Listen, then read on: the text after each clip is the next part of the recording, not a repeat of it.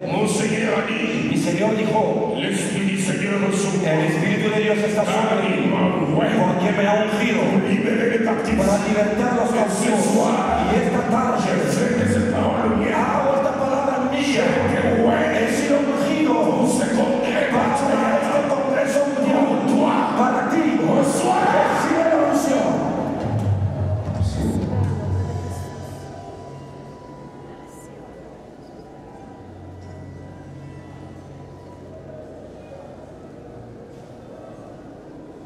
Tu peux avoir une grosse Bible Puede tener una Biblia muy toute grande la théologie. con toda la teología. Parce que s'il n'y a pas d'option, Pastor, te digo, si no tienes unción, les démons peuvent contrôler ton église. los demonios pueden controlar a tu iglesia Jusqu'à ce que l'option vienne. hasta que venga sobre ti la unción.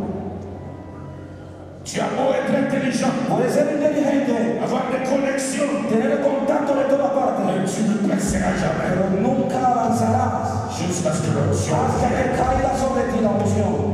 Santo eres. J'étais un pasteur lambda, Ayer fui un pastor natural, normal, como nosotros, difficile. muy De complicado. voir ma petite église remplir même le dimanche. No podía llenar mi iglesia los domingos. Je jeûnais, Ayunaba, je priais oraba, 5 jours, 20 días, 30 jours, 30 días, sans manger ni boire. sin comer ni beber. Je devenais tout mince là. Me inició, llegaba a ser como este viento, pero no había nada.